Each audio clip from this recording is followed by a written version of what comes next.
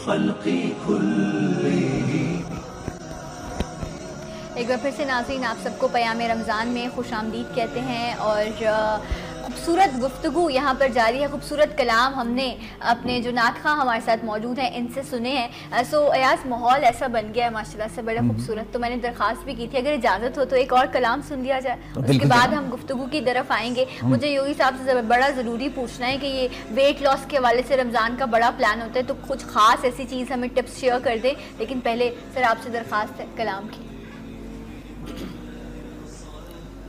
صلی اللہ علیہ یا رسول اللہ وسلم علیہ یا حبیب اللہ. زباں سے کیا میں کہوں، آپ سے چھپا کیا ہے،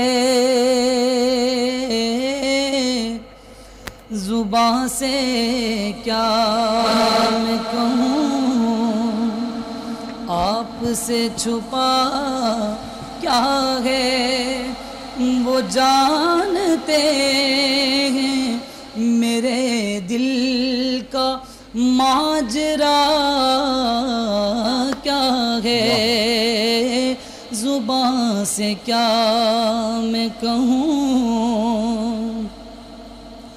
وہ کیا بتائے گا قرآن کے رموز بھلا، وہ کیا بتائے گا قرآن کے رموز بھلا.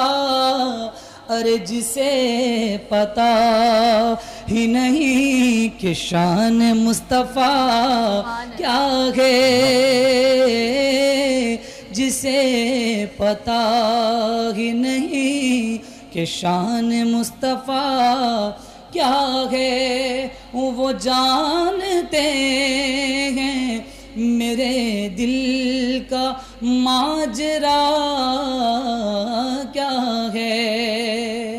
سارے حسین تو نیزے پہ پڑھ رہا تھا قرآن، سارے حسین تو نیزے پہ پڑھ رہا تھا قرآن. یزید سوچ میں گم تھا کہ پھر کٹا کیا ہے،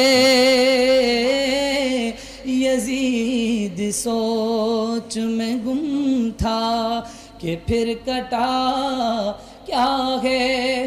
وہ جانتے ہیں میرے دل کا ماجرا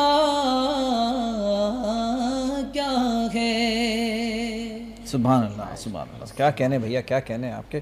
اچھا جناب، مفتی کامران بھی ہمارے ساتھ موجود ہیں، ان سے بھی ہم ذرا ان کی موجودگی کا فائدہ اٹھا لیں. ہم سرکار یہ بتائیں کہ جو تراویحیں ہو رہی ہوتی ہیں 6 دن میں 5 دن میں لوگ ذرا اس کو ختم کر دیتے ہیں، اس حوالے سے کچھ لوگوں کا کہنا ہے کہ کہتے ہیں نہیں آپ کو پورے 30 دن پڑھنا چاہیے، اس حوالے سے آپ کیا کہتے ہیں کہ ٹھیک ہے؟ یہ دیکھیں تراویح میں قرآن مجید کا ختم یہ سنت مبارکہ ہے، وہ ایک الگ سنت ہے، اور تراویح خود بذات خود سنت موقدہ ہے. تو بسا اوقات ایسا ہوتا ہے کہ لوگ 6 دن پڑھ لیتے ہیں یا 5 دن پڑھ لیتے ہیں یا 3 دن پڑھ لیتے ہیں، پھر سمجھتے ہیں تراویح معاف ہو گئی. ایسا نہیں ہے، بلکہ تراویح آپ کو پڑھنی ہے، چاہے آپ جماعت کے ساتھ پڑھیں چاہے آپ جماعت کے ساتھ نہ پڑھیں. یہ اس کی ادائیگی آپ پر جو ہے وہ سنت موقدہ ہے، لازم ہے، ضروری ہے. سنت موقدہ ضروری سنتوں میں سے ہوتی ہے، اگر آپ اس کا ترک کا معمول بنائیں گے تو گناہ گار ہوں گے. ہم قرآن مجید کا ذکر کر رہے ہیں تو نبی کریم صلی اللہ علیہ وسلم کی احادیث مبارکہ تلاوت کے حوالے سے میں عرض کروں گا. حضور صلی اللہ علیہ وسلم نے ارشاد فرمایا کہ جس گھر میں قرآن مجید کی تلاوت کی جاتی ہے تو ملائکہ آ جاتے ہیں، فرشتے آ جاتے ہیں، اور اللہ تبارک و تعالیٰ اس گھر میں خیر کو بڑھا دیتا ہے، برکتوں کو بڑھا دیتا ہے، اور اس گھر سے شر کو دور کرتا ہے اور شیاطین کو دور کرتا ہے. اور جس گھر میں قرآن مجید کی تلاوت نہیں کی جاتی اس گھر سے جو ہے اس گھر میں شیاطین آ جاتے ہیں، فرشتے اس گھر سے چلے جاتے ہیں، اس گھر کا خیر کم ہو جاتا ہے اور اس میں شر زیادہ ہو جاتا ہے. آج ہمارے یہاں پر ایک بہت بڑا مسئلہ لوگوں کا یہ ہے کہ لوگ جعلی عاملوں کے پاس جاتے ہیں اور تعویذوں میں ان چیزوں میں اپنے مسئلے کا حل تلاش کرتے ہیں. اللہ تبارک و تعالیٰ نے ہمیں اتنی پیاری کتاب دی ہے قرآن مجید کہ یہ صرف گھر میں رکھی ہو تو خیر و برکت ہوتی ہے, اور اگر اسے پڑھا جائے تو یہ ہر مسئلے کا حل ہے. نہیں مفتی صاحب ایک ذرا سی بات, وہ بات ٹھیک ہے آپ کی کہ وہ 6 دن ہو سکتا ہے اس کا کاروبار ایسا ہو, خاص طور پہ رمضان ہو تو اس میں ذرا کچھ کام کی نوعیت ہوتی ہے, تو وہ سوچتا ہے کہ میں 6 دن میں تراویح ختم کر کے پھر میرے پاس ٹائم نہ ہو, میں نماز پڑھ کے سیدھا اور یہ کروائی بھی جاتی ہے مساجد میں. اسی لیے میرا خیال تو اس حوالے سے اس بیچارے وہ نہیں پڑھ پا رہا, اس کے پاس ٹائم نہیں ہو رہا تراویح پڑھنے کا, تو اس حوالے سے میں پوچھنا چاہ رہا ہوں اس کا کوئی وہ تو نہیں. دیکھیں وہ اگر اس کو چھوڑے گا, اس کو چھوڑنے کی عادت بنائے گا تو گناہ گار ہوگا. اب مسئلہ یہ کہ لوگ یہ سمجھتے ہیں کہ تراویح 6 دن پڑھ لی تو قرآن سن لیا ہم نے, اب ہم اس فرض سے بری الذمہ ہو گئے, ہم آزاد ہو گئے. آپ 20 رکعت تراویح اپنی بھی پڑھ سکتے ہیں, آپ چھوٹی چھوٹی صورتیں پڑھ لیں. سجدے میں 1 مرتبہ سبحان ربی الاعلیٰ پڑھ لیں, رکوع میں 1 مرتبہ سبحان ربی العظیم پڑھ لیں, درود ابراہیمی مکمل نہ پڑھیں, اللہم صلی علی محمد و آلہ, بس اتنا پڑھ لیں. تو اس طرح سے بھی یہ شریعت نے ہمیں رخصت دی ہے, اس طرح سے بھی ہم تراویح پڑھ سکتے ہیں. مطلب یہ لازم اور ضروری نہیں ہے کہ آپ جماعت کے ساتھ ہی پڑھیں. ٹھیک. اچھا, جو اس طرح کرتا ہے کہ 6 روزہ تراویح میں شرکت کر کے یوں سمجھتا ہے کہ بس میں نے فریضہ ادا کر دیا, اب مجھے تراویح ادا نہیں کرنی, تو یہ نظریہ غلط ہے, اور اس طرح کرنے والے گناہ گار ہوں گے. وہ تراویح روزانہ انہیں 20 رکعت پڑھنا ہوگی. اچھا ایاز, میں یہ بھی جاننا چاہوں گی خواتین کے حوالے سے بھی کچھ جگہوں پر اہتمام کیا جاتا ہے تراویح کا, گھر میں بھی کچھ خواتین جو ہے اس کا اہتمام کرتی ہیں, تو ذرا مفتی صاحب اس حوالے سے بیان کیجیے گا آپ. دیکھیے یہاں پہ یہ بات پیش نظر رہے, بالکل ٹھیک بیان کیا مفتی صاحب نے کہ ایک ہے تراویح کی جماعت جی, اور ایک ہے تراویح کی نماز. مطلب ایک ہے 20 رکعات آپ جماعت کے ساتھ پڑھیں اور ایک ہے 20 رکعات آپ منفرد اکیلے میں پڑھیں. تو تراویح کی نماز جماعت نہیں, سنت مؤکدہ علی العین ہے. مطلب میں نے اپنی 20 رکعات پڑھنی ہے, آپ نے اپنی پڑھنی ہے, آپ نے اپنی پڑھنی ہے, یہ الگ الگ ہے. اور تراویح کی جو جماعت ہے وہ سنت مؤکدہ علی الکفایہ ہے, جیسے نماز جنازہ علی الکفایہ ہے کہ اگر ایک مسجد میں جماعت قائم ہو گئی تو بقیہ سے جماعت ساکت ہو گئی. اب میں یہ کر سکتا ہوں کہ رات لیٹ نائٹ اپنے گھر میں اپنی تراویح پڑھ لوں. صحیح, ٹھیک ہے. تو اب اس میں خلاصہ یہ ہوا کہ اگر کوئی ایسا شخص ہے جو یہ کہتا ہے کہ جی میری مصروفیات ہیں, میں اس ٹائم پہ ٹائم نہیں دے سکتا, تو وہ جماعت چھوڑ سکتا ہے لیکن تراویح نہیں چھوڑ سکتا. ہم بعض لوگوں کو یوں دیکھتے ہیں کہ جی آپ چلیے ہمارے ساتھ تراویح پڑھنے, تو وہ فوراً کہتے ہیں میں نے 6 روزہ پڑھ لیے.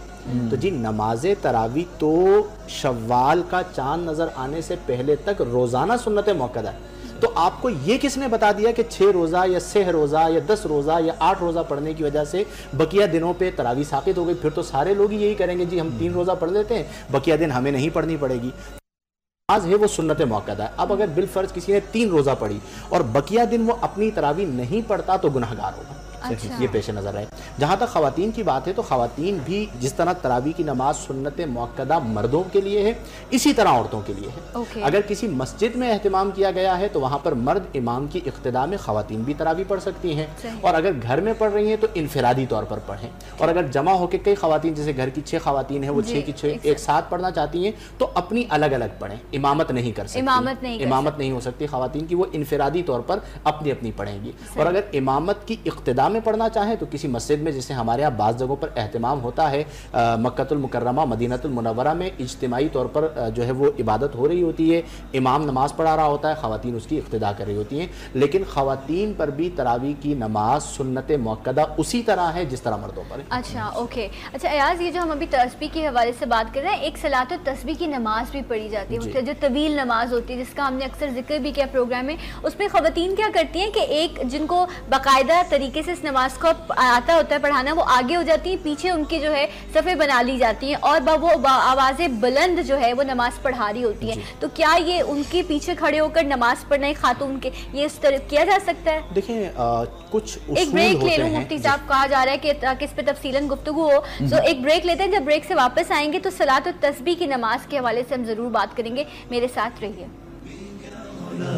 صلی وسلم دائما ابدا على حبيبك خير خلق كلهم بك خير خلق كلهم. ویلکم بیک جناب. اور پیام رمضان, کیا خوبصورت نام ہے اس کو, اور اس ٹرانسمیشن میں ہم موجود ہیں بہت اعلیٰ اور کیا میں تعریفیں، میں تو لفظ ڈھونڈتا رہتا ہوں ثنا، جس خوبصورتی سے لفظ آپ لے کے آتی ہیں نا، اتنی اعلیٰ محفل جو ہے یہ سجی ہوئی ہے، ان سے گپ شپ ہو رہی ہے. اور بریک پر جانے سے پہلے کچھ صلاۃ و تسبیح کے حوالے سے کچھ بات چیت کریں تو ذرا میں مفتی صاحب سے وہ تفصیل معلوم کر لوں، پھر ذرا میں ڈاکٹر صاحب سے میں نے بہت اہم کچھ 2-4 باتیں. مفتی صاحب تھوڑا سا جو بھی شارٹلی اگر آپ بیان کر سکیں اس نماز دو چیزیں ہیں کہ ہمارے یہاں بعض خواتین بالکل اسی طرح صلاۃ و تسبیح پڑھتی ہیں کہ ایک خاتون آگے کھڑی ہو جاتی ہیں اور وہ اونچی آواز میں تسبیح پڑھ رہی ہوتی ہیں، پیچھے والی خواتین اسے سن کر پڑھ رہی ہوتی ہیں. اچھا، ان کی جماعت نہیں ہو رہی ہوتی، وہ اپنی پڑھ رہی ہوتی ہیں یا اپنی پڑھ رہی ہوتی ہیں. اکثر سوال کیا جاتا ہے کیا اس طرح نماز پڑھنا درست ہے؟ نہیں درست. اس کی وجہ کیا ہے؟ ایک فقہی اصول ہے کہ نماز میں تلقی من الغیر یا تعلم من الغیر نہیں ہو سکتا. مطلب کیا ہے کہ نماز آپ اللہ کے لیے پڑھ رہے ہیں، اور تصور کیا ہے؟ حدیث میں فرمایا گیا کہ تم اللہ کی عبادت یوں کرو کہ ان تعبد اللہ کأنک تراہ، کہ تم اللہ کی عبادت یوں کرو گویا کہ تم اللہ کو دیکھ رہے ہو. فإن لم تکن تراہ فإنہ یراک، اگر یہ تصور قائم نہ ہو تو ایٹ لیسٹ یہ تصور قائم کر لو کہ وہ اللہ تمہیں دیکھ رہا ہے. اب جب آپ حالت نماز میں دوسروں سے سیکھ رہے ہوں گے تو آپ کی توجہ اللہ تبارک و تعالیٰ کی ذات کی طرف کیا ہوگی؟ تو اس صورت میں نماز فاسد ہو جاتی ہے. جو آپ کو سیکھنا ہے وہ نماز کے باہر سیکھ لیجئے، اس کی پریکٹس کر لیجئے، لیکن جب نماز میں آئیں تو پھر آپ کسی کو فالو نہ کر رہے ہیں، آپ اپنی نماز اپنے رب کے حضور پیش جستجو کے ساتھ جو ہے فوکس کے ساتھ. ایک تو یہ. دوسرا ایک اہم توجہ میں یہ دلانا چاہوں گا کہ ہماری مساجد میں دیکھا گیا ہے کہ جیسے ہی آج چاند نظر آیا تراویح میں رش ہو گئی، مسجدیں بھر گئیں، 2 دن 3 دن رش رہی، اس کے بعد لوگ چھٹ گئے، چند صفحے باقی رہ گئی، اور پھر جب 27ویں پہ ختم قرآن آئے گا تو دعا کرانے کے لیے سب لوگ دوبارہ لوٹ کر آ جائیں گے، جی مسجد میں جا کے بیٹھتے ہیں. ایک تو یہ غلطی ہے، ایسا نہیں ہونا چاہیے، پوری تراویحاں آپ پڑھیں. دوسرا، بعض لوگوں کو دیکھا گیا مسجد میں، یہ ہم نے بھی مشاہدہ کیا کہ جیسے ہی قاری صاحب پہلی رکعت پڑھنے کے لیے کھڑے ہوئے تو پیچھے جا کے بیٹھ گئے. اب وہ انتظار کریں گے، چونکہ پہلی رکعت کے اندر طویل تلاوت ہوگی تو وہ انتظار کریں گے کب یہ اللہ اکبر کہہ کے رکوع میں جائیں گے. اب وہ ٹیک لگا کے پلر کے ساتھ بیٹھے ہیں، اور جیسے ہی قاری صاحب نے جو ہے نا وہ 10 منٹ کی تلاوت کر کے اللہ اکبر کہہ کے رکوع میں گئے، یہ بھاگتے ہوئے آئے اور اللہ اکبر کہہ کے شامل ہو گئے کہ جی ہمیں پہلی رکعت مل گئی. اب یہ آپ جو کر رہے ہیں اپنے آپ سے پوچھیے کہ آپ یہ کیا کر رہے ہیں؟ عبادت کو آپ اس طرح لے رہے ہیں کہ آپ انتظار کر رہے ہیں کہ جب یہ رکوع میں جائیں گے تو ہم شامل ہو جائیں گے. اگرچہ رخصت موجود ہے لیکن یہ جو سستی آپ دکھا رہے ہیں، اس سستی کے بارے میں قرآن میں اللہ نے فرمایا کہ وَإِذَا قَامُوا إِلَى الصَّلَاةِ قَامُوا كُسَالَىٰ، کہ منافقین جب نماز کی طرف کھڑے ہوتے تھے تو سستی سے کھڑے ہوتے تھے. تو جب ہم اللہ کی عبادت کر رہے ہیں تو ایکٹیو ہو کے کریں، چست ہو کے کریں، اور پھر اس میں اس طرح کی چیزیں سستیاں کے پیچھے بیٹھ کے انتظار کر رہے ہیں، یہ چیز نہیں ہونی چاہیے. انتظار نہیں بلکہ گپے لگا رہے ہوتے ہیں، ایسا بھی کرتے ہیں بعض لوگ. تو ان دونوں چیزوں کی اصلاح ہونی چاہیے کہ جب ہم عبادت کر رہے ہیں، ایک ہی تو مہینہ ہے، ہم بہتر طریقہ کار کے ساتھ ذوق و شوق کے ساتھ اللہ کی عبادت کریں. چلیے ڈاکٹر صاحب موجود ہیں، تو ڈاکٹر صاحب اکثر لوگ آتے ہوں گے، میں بھی پوچھنا چاہوں، اور ابھی ہم ذرا آف ایئر بھی کچھ گپ شپ کر رہے تھے، تو کیا کوئی ایسی کوئی ورزش، کوئی ایسی ایکسرسائز، کچھ ایسا ہو کہ ذرا روزہ کم لگے لوگوں کو، یا کچھ برداشت کی جو قوت ہے وہ ذرا بڑھ جائے؟ روزہ کم لگانے کی تو کوئی بات نہیں ہو سکتی، کیونکہ اگر کسی کو پتہ چل جائے کہ اس سے ملنا کیا ہے تو شاید پوری زندگی یہ بات کرے. اس طرف تو نہیں جانا چاہیے ہمیں، ورنہ ہمیں اس سوچ کو سوچنا بھی چاہیے. بالکل، کیونکہ میں خطا کار ہوں، گناہ گار ہوں. اگر روزے کی حالت میں میری جان بھی چلی جاتی تو چلی جائے گی، پانی تو نہیں پیوں گا. مجھے ایسا پانی کس کام کا جس سے جان بچ گئی لیکن ایمان چلا گیا. صحیح. میرے خیال سے ہمیں سوچوں کو بدلنا ہوگا. میں خطا کار ہوں، اللہ تعالیٰ سے مفتی صاحبان بیٹھے ہیں، میں دعا کرتا ہوں، ان سے درخواست کرتا ہوں کہ میرے حق میں دعا کریں. پروردگار میری زندگی میں ہر جگہ رسول پاک صلی اللہ علیہ وسلم کی سنتوں میں عمل کرنے کی مجھے توفیق عطا فرمائے. دیکھیے، انسان کچھ حالات میں ہوتا ہے، میں ان حالات کو آپ کے سامنے پیش کرتا ہوں. روزے کو میں اس وقت منظر میں نہیں رکھتا، پیش نظر وہ نہیں ہے. ہاں، کچھ ایسے معاملات ہوتے ہیں کہ آپ بہت سختی کی حالت میں ہیں. لاسٹ ٹائم ہمیں ہیٹ اسٹروک کا ایک چلا تھا سلسلہ یہاں پہ. کوئی ایسی حالت میں اگر ہے جہاں پہ زندگی اور موت کا مسئلہ پڑ رہا ہے، پانی فراہم نہیں کیا جا سکتا ہے، اویلیبل نہیں ہے، تو یوگ میں بھی ایک مشق ہے جو ان لوگوں کے لیے بہت اچھی ہے جو خدا نخواستہ کڈنی کے مریض ہیں، پانی کی کمی کی وجہ سے ان کو کچھ پرابلم ہو رہی ہے، اسکن کا کوئی مسئلہ ہے. ہم اس کو شیتالی کہتے ہیں. عام طور پہ یہ یوگی اور جوگی کرتے ہیں جو سپیرے ہوتے ہیں. یہ مشق جو ہے ڈیٹاکسیفائی کرنے کی مشق ہے، ڈیٹاکسیفائی کرتی ہے باڈی کو. اگر خدا نخواستہ کسی کو پوائزن دیا گیا ہو تو اس کے پوائزن زہر کے اثرات کو کم کرنے میں مدد کرتی ہے. لہٰذا جتنے بھی بڑے بادشاہ گزرے ہیں، شہنشاہ گزرے ہیں، بڑے بڑے لوگ، تو ان کو حکمہ یہ کرواتے ہیں کہ بھئی آپ یہ کر لیں تاکہ کھانے میں کوئی زہر دے تو نہ چلے. اس کو شیتالی کہتے ہیں. یہ پیوریفائی کرنے کی ایک مشق ہے جو کہ بہت آسان بھی ہے. اور ایسی حالت میں جب آپ کو کہیں شدت سے پانی نہیں مل رہا اور پیاسے ہیں تو کی جائے. یہ تو مفتی صاحبان بتائیں گے کہ اس کو حالت روزی میں کیسے کیا یہ مناسب ہے کہ نہیں ہے, یہ میں اس پہ بات نہیں کر سکتا, یہ آپ کا شعبہ ہے. میں اپنے اس کی بات کرتا ہوں. شیطالی ایک ایسی مشق ہے جس میں زبان کو باہر نکال کے ہلکا سا سانس لی جاتی ہے اور پھر اس سانس کو اس طرح نگل لیا جاتا ہے جیسے کہ آپ نے نوالا نگلتے ہیں. صحیح. اچھا, اس کو اگر کریں گے نا تو آپ کا گلا بھی کافی ٹھنڈا یہ بالکل ٹھنڈا ہو جائے گا. اور اس میں ایک فائدہ, یعنی اس کے جو اثرات ہیں وہ یہ ہیں کہ اگر کسی کو سائنوسائٹس ہے, نزلہ ناک جو بند ہے, تو تھوڑی دیر میں اس کو نزلہ ہونا شروع ہو جائے گا. اتنی ٹھنڈک پیدا کر دیتی ہے. اچھا, اگر آپ اجازت دیں اور میں آپ کی محفل, آپ لوگوں کی سبحان اللہ ایک ایسی محفل ہے, تو ایک چھوٹی سی بات کہتا ہوں, آپ اس سے اندازہ کیجئے گا. ہمارے جسم کا جو ٹیمپریچر ہے وہ 98.6 رہتا ہے. ٹھیک ہے, 96.8 96.8 جو باڈی ٹیمپریچر ہے, روم ٹیمپریچر 24 بھی ہو تو چلے گا. یہ کیسے ہو سکتا ہے کہ باہر کا ٹیمپریچر کچھ اور ہو, اندر کا کچھ اور. صحیح. سو یہ جو دو نتھنے اللہ تعالیٰ نے ہمیں دیے ہیں, جس نے اپنے آپ کو پایا اس نے رب کو پایا, اس میں جو سیدھا نتنا ہے ہم یوگی اس کو سوریا ناڑی یعنی سورج کے ساتھ کنیکٹ کرتے ہیں, اور یہ چندرا ناڑی چاند کے ساتھ کنیکٹ ہے. سانس آپ لے رہے ہیں لیکن جو سیدھے نتنے سے سانس جا رہی ہے وہ آپ کی باڈی کا ٹیمپریچر بڑھانے کا باعث بنے گی. جو الٹے ہاتھ سے سانس لے رہے ہیں, الٹے نتنے سے لے رہے ہیں, یہ باڈی کو کول کرنے کا باعث بنے گی. اللہ سبحانہ تعالیٰ نے ہمارے سینسر ایسے بنائے ہوئے ہیں کہ ہر 7 سے 9 منٹ کے بعد ہمارا جو نوسٹرل ہے وہ اندر کیوٹی میں ایک ہلکا سا حدود ہے جس کو ہم کہتے ہیں گوشت بڑھ گیا. ایکچولی وہ ہلکے سے سینسر ہے. وہ سینسر کبھی یہ بند ہوتا ہے کبھی یہ بند ہوتا ہے, اور یہ دونوں اس طرح باریک چلتے ہیں کہ 96.8 آپ کا باڈی ٹیمپریچر رہتا ہے. یہ کمال ہے, یہ معجزہ ہے. اور یہ سائنس بھی یہی کہتی ہے کہ عجیب و غریب ہے. میں ایک واقعہ حضرت صلی اللہ علیہ وسلم کی ذات مبارک سے پیش کرتا ہوں کہ مکے کا وقت ہے اور مکہ ہے, اور وہاں پہ مشکین آ کے کہتے ہیں کہ ان سے روکیے ان کو, کہ ہمارے خداؤں کو برا کہتے ہیں. تو کیا فرمایا تھا ہمارے آقا نے, اگر ایک ہاتھ پہ سورج اور ایک پہ چاند بھی رکھ دو تو باز نہیں آؤں گا. ایک عالم دین سے میں نے پوچھا کہ کیا کوئی رہنمائی کریں گے, ہم تو یوگی ہیں, قضاکار ہیں, یہ بتائیے کون سا ہاتھ سورج پہ اور کون سا چاند پہ اٹھایا ہوگا. تو کیا خوبصورت بات کی اس عالم دین نے. اس نے کہا عربی میں شمس القمر ہے, قمر الشمس نہیں ہے. تو پہلے شمس کہا ہوگا پھر قمر کہا ہوگا, اور یہ بات طے ہے کہ جب رسول نے آنکھ اٹھایا ہوگا تو پہلا سیدھا اٹھایا ہوگا, بعد میں الٹا اٹھایا ہوگا, جو سنت ہے. تو جب یہ شمس اور قمر ہوا تو ہم زندگی بھر اب اس کو گنگا جمنا سے نہیں لیتے, اس کو مدینے سے لیتے ہیں, مکے سے لیتے ہیں کہ میرے آقا نے ہدایت فرما دی, یہ والی سائٹ سورج کو ریپرزینٹ کر رہی ہے اور یہ چندرا کو, چاند کو. تو اگر ہم یہ بات لیتے ہیں تو کوئی بیر نہیں ہے. علم و دانش ملی ہے وہاں سے, ان کے گھرانے سے سب ملتا ہے, باب علم وہاں پہ ہے, سب کچھ تو وہاں پہ ہے. ارے کہیں جانے کی ضرورت نہیں. جو بھٹک جاتے ہیں وہ بھٹکتے ہیں, لیکن جو ان کو پا لیتے ہیں ان کو بھٹکنا. واہ واہ کیا بات ہے. اور آپ نے جو بات کہی نا, ہم انگریزوں کی ریسرچ کی بات کرتے ہیں تو وہ بھی آج یہ بات کہتے ہیں کہ your right hand is your, یہ پازیٹیو انرجی ہے, اور یہ لیفٹ ہینڈ جو ہے یہ آپ کی نیگیٹو انرجی ہے. 84,000 پوزز. یس, انسانی جسم معجزہ ہے, اس سے 84,000 پوز بنتے ہیں. ایک ہندو ٹیچر میرا کہتا تھا, اور کہتے تھے کہ ایک زمانے میں 84,100 کوئی پوز کرتا تھا تو لوگ یوگی مانتے تھے. پھر اور دور چلا تو 84 تک پہنچ گئے کہ بھئی 84 کر لو, بہت بڑی بات ہے. وہ یعنی کہ ہندو ٹیچر عالم یعنی اسلامیات کے اہم اسلامیات بھی تھے.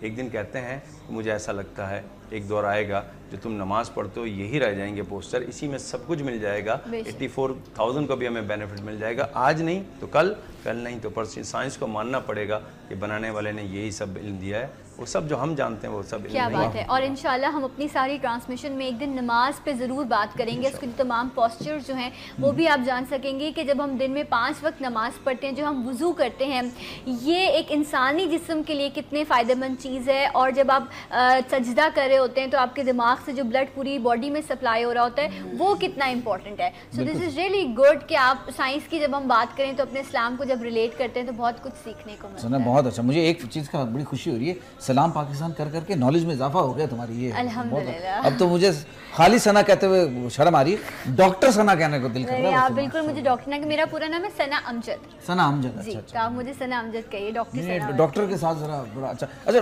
ذرا مفتی صاحب سے میں ایک اور بات پوچھنا چاہوں گا کہ آج کل موبائل میں بڑے وہ اپلیکیشن آ گئی ہیں, اس میں قرآن پاک محفوظ ہوتا ہے, اور پھر بندہ دیکھ لیتا ہے بغیر وضو کے بھی وہ اس کو پڑھ رہے ہیں. تو اس حوالے سے کیا کچھ بے حرمتی کی طرف تو نہیں جاتی ہے؟ دیکھیں ایک تو میں جو ابھی بات چل رہی تھی نبی کریم صلی اللہ علیہ وسلم کی سیرت کے حوالے سے، تو نیو جنریشن ہمیں دیکھ رہی ہوگی، میں اسی بات کو بطور پیغام لے آتا ہوں کہ ہمیں غیروں سے متاثر ہونے کی ضرورت نہیں ہے.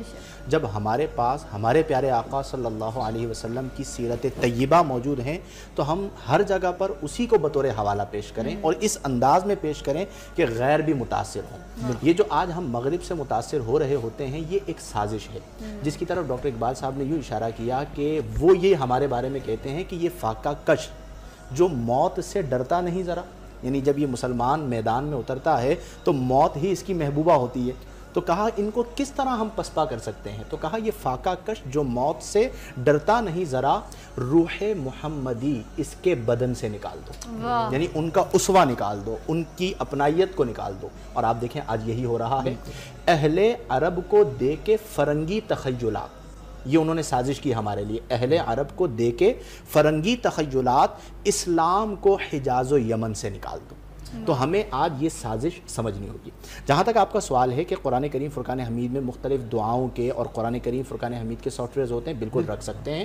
بس کوشش یہ کی جائے کہ وہ سافٹ ویئر کھلا ہوا ہو تو آپ واش روم نہ جائیں. لیکن ویسے آپ اسے رکھ سکتے ہیں. بہت زیادہ کثیر الاستعمال ہے اور میں نہیں سمجھتا کہ کوئی ایسا شخص ہو جس کے موبائل میں کوئی ایک دینی میسج نہ ہو. تو چونکہ وہ ریزس کی شکل میں ہوتا ہے، بس وہ جب کھلا ہوا ہو تو نہ لے کر جائیں. اس میں بعض لوگوں نے ہم پہ ماضی میں ایک اعتراضاً سوال بھی کہا کہ یار آپ یہ کیا اجازت دے رہے ہیں کہ فار ایگزامپل اس موبائل میں قرآن ہے اور آپ اسے واش روم لے جا رہے ہیں. تو میں نے کہا کہ حافظ قرآن بھی تو واش روم چلا جاتا ہے تو اس کے بھی تو ذہن اور دل میں قرآن ہوتا ہے. آپ اس کے بارے میں کیا کہیں گے؟ تو وہ خود بھی تو چلا جاتا ہے. تو کہنے کا مقصد یہ ہے کہ اس کی رخصت موجود ہے اور بس اس بات کا خیال کیا جائے کہ وہ اوپن نہ ہو کہ آپ جائیں ویسے آپ. اچھا آپ نے میسیجز کی بات کی کامران مدنی صاحب، ایسا ہوتا ہے کچھ میسیجز آتے ہیں اس میں اللہ رسول کا ذکر ہوتا ہے اور کہا جاتا ہے آگے اتنے لوگوں کو یہ فارورڈ کرو، اگر نہیں کرو گے تو تمہارے ساتھ اتنے دن میں یہ برائی ہو جائے گی یا نقصان ہو جائے گا. پہلے تو مجھے بھی بڑا خوف آتا تھا، پھر ہمیں ہدایت بھی ملی. تو اب آپ یہ بتائیں کہ ایسے میسیجز کا کیا کرے انسان، کیا اس کو ڈیل کرنا چاہیے؟ دیکھیں میسیج کوئی بھی ہو، اس طرح کا میسیج ہو یا قرآن کی آیات کا ہو یا حدیث مبارکہ ہو، جب تک وہ حوالے کے ساتھ نہ ہو یا پھر آپ کسی سے کنفرم کریں پھر اسے آگے بھیجیں. ہمارے یہاں پہ ایسا بھی ہو رہا ہے کہ مجھے کچھ لوگوں نے آیات کا ترجمہ لکھ کر بھیجا، کہا کہ یہ قرآن کی آیاتیں ہیں. میں نے اس میں دیکھا سورہ ملک لکھی ہوئی ہے، تو میں نے کہا یہ تو قرآن کی آیتیں نہیں ہیں، سورہ ملک میں یہ بات ہے ہی نہیں، یہ تو کسی نے اپنی طرف سے بنا لی ہے کوئی چیز اور اسے آگے بڑھ رہے ہیں. یعنی اس طرح ہو رہا ہے. اسی طرح حدیث مبارکہ اب فیس بک پر اور میسیجز چلنا شروع ہو جاتے ہیں کہ جو رمضان کی خوشخبری دے گا اس کی مغفرت ہو جائے گی، نبی کریم نے یہ فرمایا. ایسی کوئی حدیث نہیں ہے. حدیث مبارکہ ایک پورا فن ہے اور اتنا محتاط معاملہ ہے. نبی کریم صلی اللہ علیہ وسلم ارشاد فرماتے ہیں کہ جس نے جان بوجھ کر مجھ پر جھوٹ باندھا وہ اپنا ٹھکانہ جہنم میں بنا لے.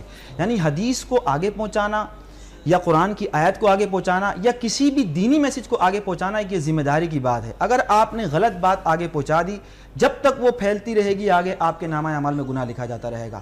تو اس طرح کا کوئی میسیج ہو یا کوئی قرآن کی آیات کا میسیج ہو یا احادیث مبارکہ کا میسیج ہو، اگر آپ کے علاقے کے امام صاحب ہیں، وہ عالم دین ہیں، مفتی ہیں، آپ ان کے پاس چلے جائیں، دیکھیں کہ یہ ان کو بتائیں کہ یہ میرے پاس میسیج آیا ہے، اس کو میں آگے بڑھاؤں یا نہ بڑھاؤں. تو اگر وہ کنفرم کر دیں جی ہاں آپ اسے آگے بڑھائیں تو اب آپ کی ذمہ داری ہٹ گئی. اب وہ آگے آپ بڑھا سکتے ہیں، اب آپ کو نامہ اعمال میں نیکیاں لکھی جاتی رہیں گی.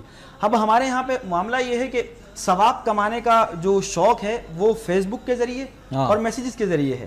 یعنی کہ ہم جس چیز کو آگے پہنچاتے ہیں ہم یہ نہیں سوچتے کیا ہم اس پر عمل بھی کر رہے ہیں یا نہیں کر رہے ہیں. اب آپ فیس بک کو دیکھیے کہ لوگ جو ہیں وہ فیس بک پر میسیج چل رہے ہوتے ہیں، شیئر کریں، لائک کریں، اس کو بالکل نہیں کیا تو پھر گناہ ملے گا. وہ شیئر کر رہے ہوتے ہیں. کبھی کبھی تعجب ہوتا ہے کہ یہ چیزیں شیئر کر رہے ہیں، آپ اس بات کو آگے پہنچا رہے ہیں، کیا آپ اس پر عمل بھی کرتے ہیں؟ تو ہمیں اگر ہم کسی بات کو آگے پہنچا رہے ہیں غور تو کریں کہ ہم اس پر عمل بھی کرتے ہیں یا نہیں کرتے ہیں. تو دینی بات کو آگے پہنچانا یہ اچھی بات ہے، لیکن اس کے ہمیں شرائط کو اور جو ہے وہ ضوابط کو دیکھنا چاہیے، پھر اسے آگے پہنچانا چاہیے.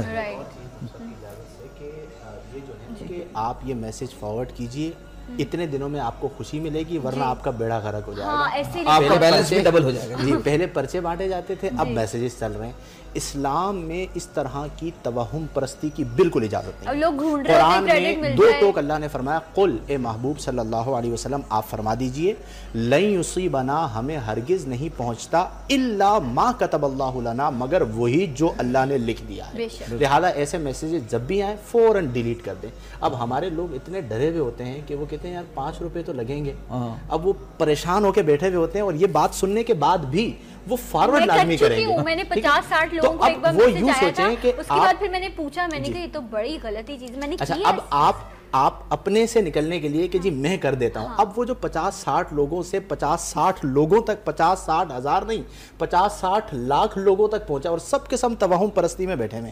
پھر اتفاقاً کسی کو نقصان بھی ہو جائے تو وہ اسی سے جوڑتا ہے, یار شاید وہ میں نے میسج جو ہے نا وہ آگے فارورڈ نہیں کیا تھا, یہ نقصان اس وجہ سے ہوا ہے. تو 2 ٹوک عرض کر رہا ہوں, اسلام میں اس کی بالکل گنجائش نہیں ہے. ایسے میسیجز کو فوراً ڈیلیٹ کر دینا چاہیے, بلکہ لوگوں کو سمجھانا بھی چاہیے کہ ہمارے دین میں اس طرح کی چیز کی بالکل گنجائش نہیں ہے. بالکل صحیح مفتی صاحب نے بات فرمائی ہے. ہم تو وہ لوگ ہیں کہ بیچاری کالی بلی گزر جاتی ہے تو ہم اپنے دن کسی نقصان کا پورا قصور اس بیچاری بلی پہ ڈال دیتے ہیں. کالی بلی کے چکر سے نہیں نکل رہا ہے. بہرحال جناب اب ٹائم ہو گیا بریک کی طرف. بریک میں جائیں, سوچتے ہیں یہ کون لوگ ہیں, میں تو انہی کو ڈیلیٹ کر دیتا ہوں. تو ملتے ہیں بریک کے بعد. یا صلی وسلم دائما ابدا علی حبیبک خیر خلق کلہم وسلم دائما ابدا علی حبیبک خیر خلق کلہم. پیام رمضان میں آپ سب کو ایک بار پھر سے خوش آمدید کہتے ہیں. خوبصورت محفل یہاں سجی ہوئی ہے اور بہت ہی کہنا چاہیے کہ سحر حاصل گفتگو یہاں پر جاری ہے. مجھے بہت کچھ سیکھنے کو مل رہا ہے, یقیناً ایاز نے بھی آج کی نشست سے بہت. میں نے ایک چیز تو سیکھ لیا, سحر حاصل سیکھ لی ہے. ہر گفتگو میں سحر حاصل جو ہے وہ آ رہا ہے, تو ویسے نو ڈاؤٹ بہت اچھی بات ہے. اچھا تھوڑا ذرا میں دیکھ رہا ہوں ماحول بہت وہ سیریس زیادہ ہوا ہے, تو ذرا ڈاکٹر صاحب آئے ہیں, میں دل چاہ رہا ذرا لائیولی گفتگو بھی ہو جائے. ڈاکٹر صاحب کا میں مینیو ذرا چیک کرنا چاہتا ہوں کہ وہ سحر میں کیا ذرا پسند کرتے ہیں. رات کے اس ٹائم پہ عموماً دل نہیں چاہ رہا ہوتا کھانا کھانے کا, تو آپ کیا چیزیں ذرا کھانا پسند کرتے ہیں؟ یہاں تو کھجلا پھینی ہے, آپ کی طرف کیا ہے؟ سبحان اللہ, آپ نے دل کی بات کی. جس معاشرے میں اتمام رمضان کھجلا پھینی ہو اس میں بڑی حیرت ہوتی ہے. اتمام رمضان ہوتا ہے, آپ اپنے گھر میں وہ جگہ کچھ جہاں پہ آپ کو عبادات کرنی ہے اس کا اہتمام کر لیجئے. اپنے گھر میں کچھ اور کام کر دیجئے. یہ دیکھیے کہ کون سی خطائیں ہوئی تھیں جن کو رد کرنا ہے, اور بڑی پیاری بات کی گئی ہے. اس سے بڑا بدبخت کون ہوگا جو یہ ماہ مبارک پائے اور پھر شفاعت نہ فرما سکے. اس پہ بات کرنی چاہیے. اس دن ہمیں اپنی فیملی کے ساتھ بیٹھنا چاہیے. یہ جو یہ نہیں کہ آپ نے سحر کیا اور سحری کرنے کے بعد آپ چلو بھائی ٹھیک ہے نماز پڑھیں سو جائیں, بیٹھیں. اور اس وقت بڑا اچھا موقع ہوتا ہے. یہ مائنڈ جو ہم مائنڈ سینسز پہ کام کرتے ہیں, اس پہ تو لوگ ہوتے ہیں, آئیڈیل وقت ہوتا ہے.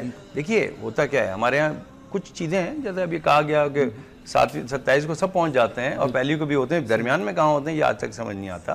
اللہ تعالیٰ ان کو بھی لے کے آئے. شیطان بھی بندھے ہوئے ہوتے ہیں پھر بھی انسان غائب ہوتے ہیں. دیکھیں اب یہ موضوع جو ہے نا کہ آپ کہیں اور لے جا رہی ہیں جان بوجھ کے ہنستے ہوئے. میں تو بات پہ بات کہہ رہی ہوں. مجھے ایک بات بتائیے, شیطان تو بند ہوتا ہے تو یہ جو گاڑیوں کے اوپر بیٹھ کے مغلظات بک رہے ہوتے ہیں, اس کا مطلب پھر عام دنوں میں بھی وہی نہیں کرا رہا, تو ہماری عادت پڑ گئی. ہم خود شیطان زدہ ہو چکے ہیں.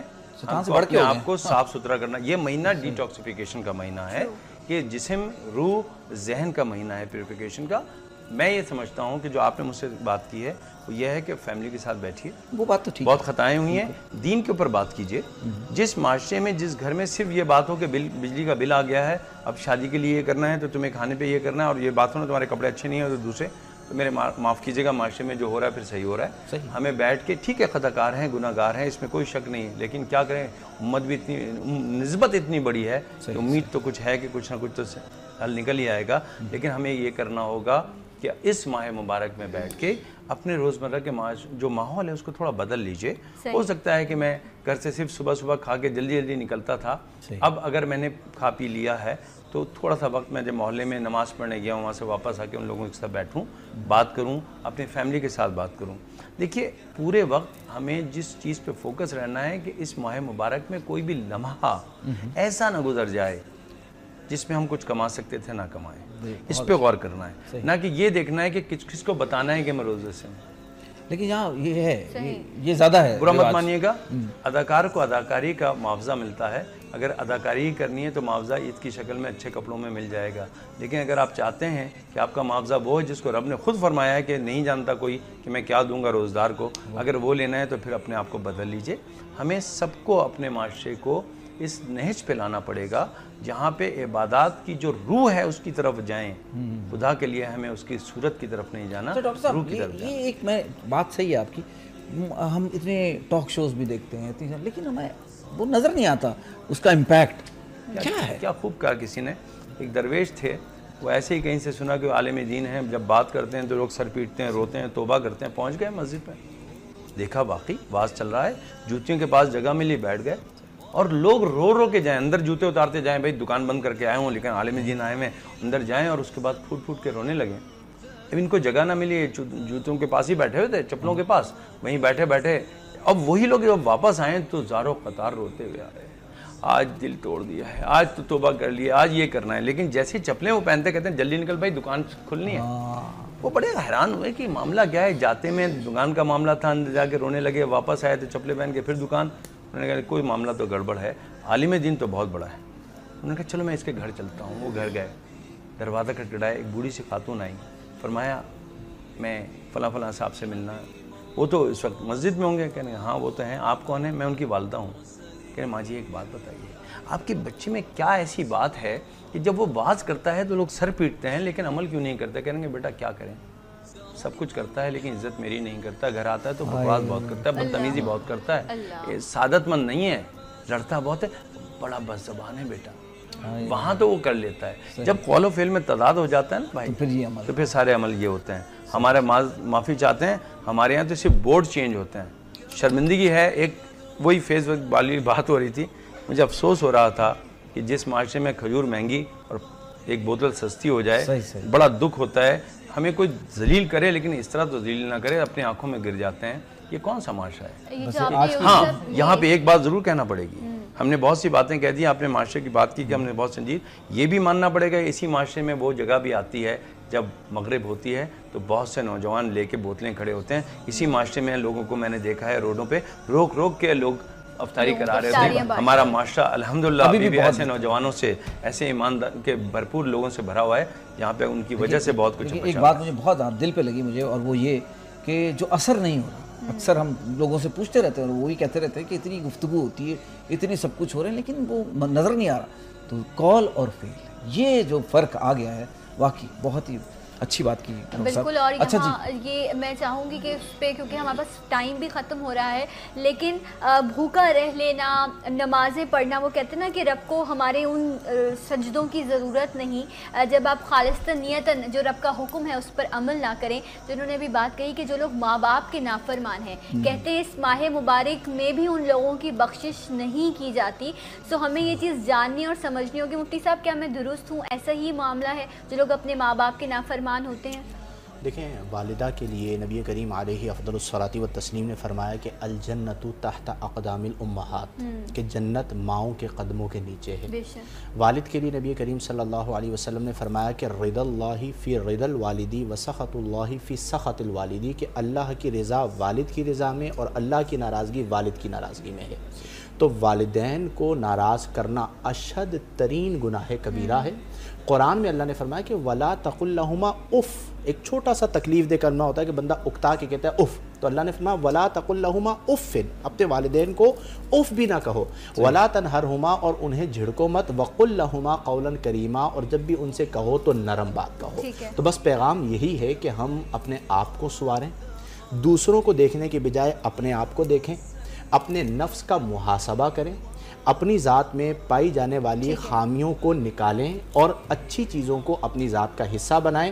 ماہ رمضان المبارک میں کم از کم یہ کوشش کریں کہ ہماری ذات سے کسی اور کو نقصان نہ ہو. صحیح، کیا بات ہے. بہت شکریہ جی، بہت شکریہ. اب یہ ہے سیریسلی میں جب اس طرح کی محفل میں بیٹھتا ہوں تو خدا حافظ کا جب آتا ہے نا میرے کان میں کہ بھائی اب پروگرام کا وقت ختم ہو رہا ہے، تو جب میں گھڑی پہ دیکھتا ہوں واقعی ٹائم تو ختم ہو جاتا ہے. بہرحال جی بہت ہمیں تو اچھا لگتا ہے. اس نشست کو برخاست کرنے کا دل تو نہیں کرتا لیکن بہرحال جی ٹائم اجازت نہیں دے رہا. مفتی صاحب بہت شکریہ آپ کا، ڈاکٹر صاحب آپ کا بہت شکریہ، مفتی کامران صاحب آپ کا بہت شکریہ. فیضان خوش رہو، اسی طرح پڑھتے رہو، آباد رہو اور अशरफी भाई, मज़हर अशरफी भाई, अब आपने तैयार हो जाना है क्योंकि हम तो चाह रहे हैं इजाज़त, आपने आखिर में खूबसूरत सा कलाम जो है वो पेश करना है। यकीनन, और मैं भी आप लोगों से इजाज़त लूँगी। और अभी मुफ्ती साहब ने एक बात कही कि जो जन्नत है वो माँ के कदमों के तले है। सो मेरी माँ और आप तमाम माँओं के लिए दास्तां मेरे लाड प्यार की, दास्तां मेरे लाड प्यार की, बस एक हस्ती के गिर्द घूमती है, प्यार जन्नत से इसलिए है मुझे, ये मेरी माँ के कदम चूम। वाह वाह वाह वाह, बहुत खूबसूरत। इसी के साथ हम चाहेंगे इजाज़त, अपना बहुत ख्याल रखिएगा, दुआओं में याद रखिएगा। मुझे यानी अयाज को और सना को दे इजाज़त। अल्लाह हाफ़िज़। रहमत दा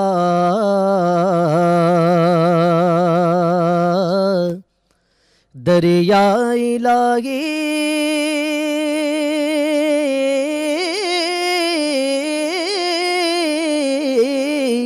ओ हर दम वगदा तेरा,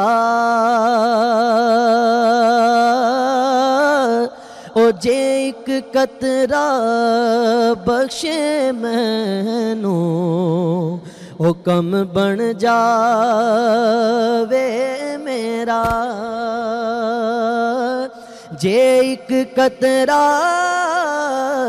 बख्शे मैनू, ओ कम बन जावे मेरा, जे मैं वेखां, जे मैं वेखां ओ अमला वल्ले,